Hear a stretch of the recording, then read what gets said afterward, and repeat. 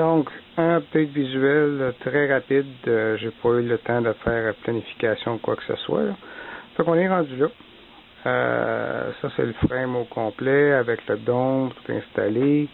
Sur le côté, on a les fameuses shoulders que j'ai installées, que j'ai fabriquées sur les photos, vous avez pu voir.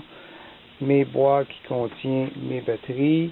La maudite fameuse porte qui m'a donné du fil à retordre. Si on voit bien ici, là, j'ai fallu que ça c'était original, ça c'était collé là. Il fallait que je rajoute toute la partie qui est ici parce que j'avais un 6 mm total de chaque bord. Fait que ça ne fermait pas du tout, puis ça ne marchait pas avec les skins. En tout cas, là ça fonctionne, c'est ça qui est important. La porte comme telle, elle est complète, elle est terminée. Il s'agit de mettre la peau dessus, mais je vais attendre un petit peu parce que je veux rajouter des choses, renforcer des choses, puis je suis pas rendu là aussi. Là. Fait qu'une fois que les skins sont installés, c'est comme bien difficile de travailler comme fou. Là.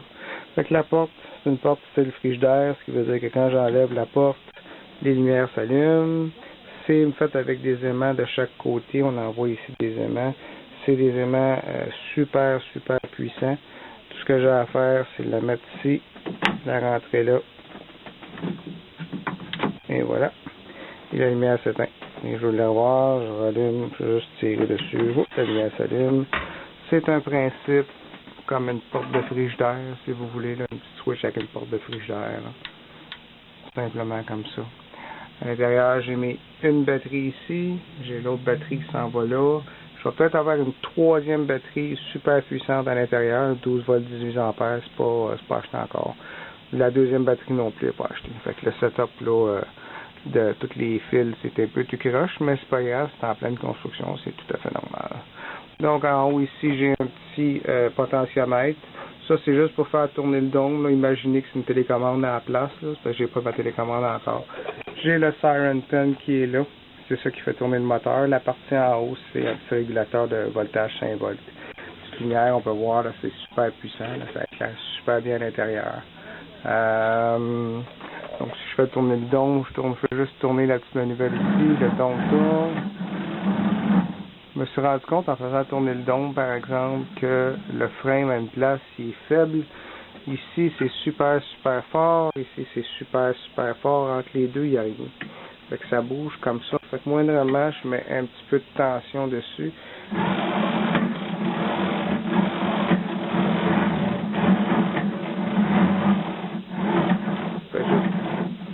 Je fais tourner la tête rapidement d'un côté ou de l'autre.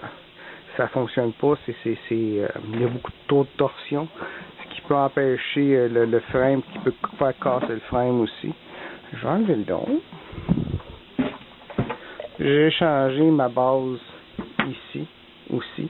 Fait que ma base ici, au lieu d'avoir des trous comme qui était ici avant, je l'ai changé pour une de plastique, ce qui me permet d'avoir une plus grande base plate pour travailler et rajouter des choses. Si j'enlève ça, c'est pas évident avec une seule main, là. Voilà.